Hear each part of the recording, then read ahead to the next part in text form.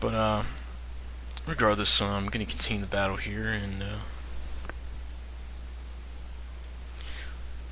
all right, and yeah, as you can see, my force commander just captured this sort of radar dish-looking thing.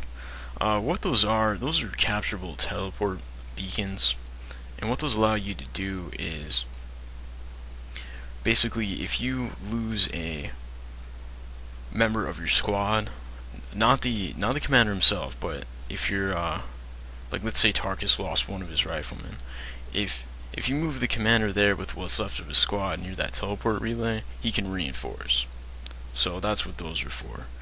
If you're if the commander of the squad goes down, you can revive him with any other commander.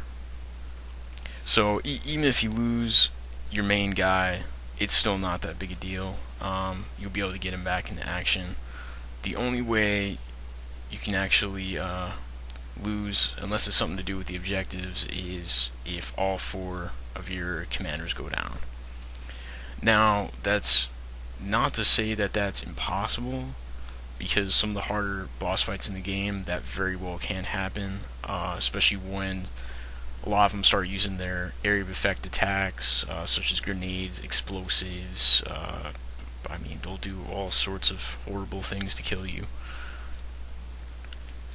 And I just fought my way to the middle of the map, and I'm just working on capturing another teleport relay and grabbing another supply crate here before I move and finally take out the boss, which was the whole objective of this mission. And my force commander is taking his sweet time opening this thing up with his bolt pistol. There he goes. Alright, time to move a little ways northward, and then I'm going to go west a little bit and grab the other teleport relay.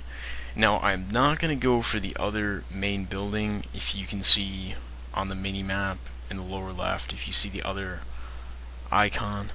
And the reason for that is they only allow you to capture one of those main structures per mission that you get deployed on that map. You will revisit some of the other maps, and that's kind of a bad thing with this game, because they do tend to kind of recycle their maps a little too much.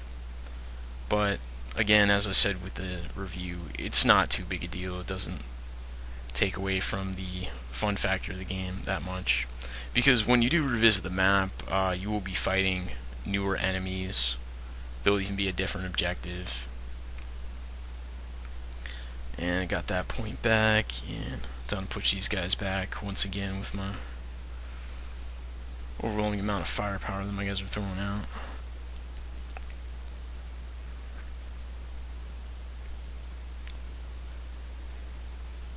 Now, it does look easy at this point, which again it is, only the third mission.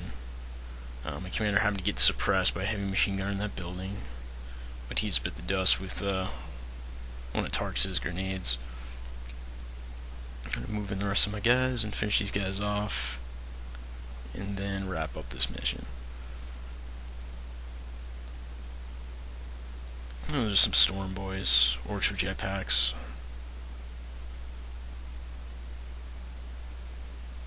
And they're right in the sights of all the guys who are dead.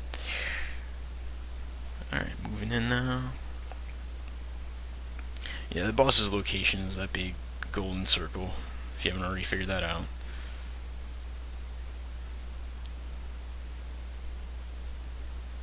Yeah, to blow up those cans right there. Those, if they were to get shot, now the orcs and fighting are too dumb to do this, but in multiplayer you can shoot the cans when enemy troops are hiding near them, and they will explode and do damage to you. Alright, but anyways, here's Gut Wretcha. And the bosses in this game is really where you start to see more of the RPG aspect that they borrowed. They basically feel like MMO boss fights. This one's just a tank and spank, you know the terminology. But he also does throw grenades, and once I start willing him down, you'll see his other ability. And my commander's tanking them while my other squads are DPSing. Kind of feels like a fight out of World of Warcraft a little bit. But it's really neat to see this in a strategy game. That's why I really don't consider this a bad thing. I mean, this is very unique. And again, after I beat this mission, I'll show you guys the stat system that they threw in, where it's more than your character just leveling up and getting stronger. Alright. Yeah, that's his other ability, where he does that slash that ignites the ground, and you gotta dodge that. One of my heavy gunners, my commander, wasn't so lucky. Heal him with a medikit real quick. Yeah, I did lose one of my heavy gunners with this squad, but the squad's still alive and kicking, so no big deal.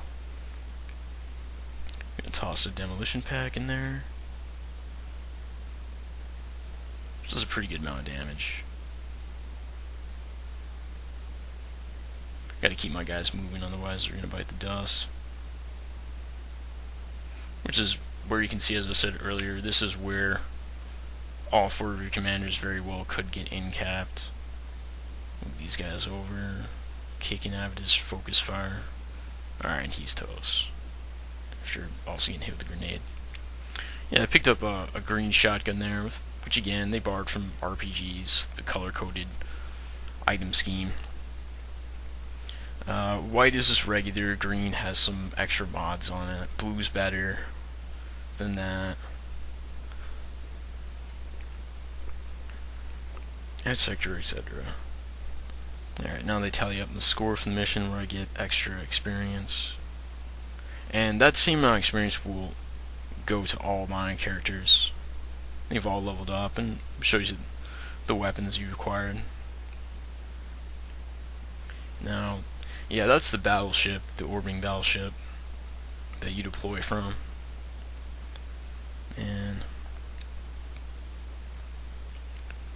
as soon as it loads up, unfortunately my load time is severely reduced due to making this video.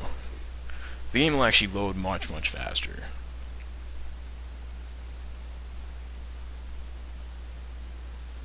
Come on.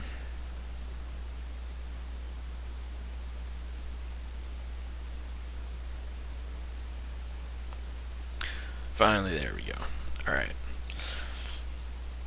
And they're going to update the stats of the map, and of course that province I was attacking is not going to be red anymore. And yeah, here's the stat system and items.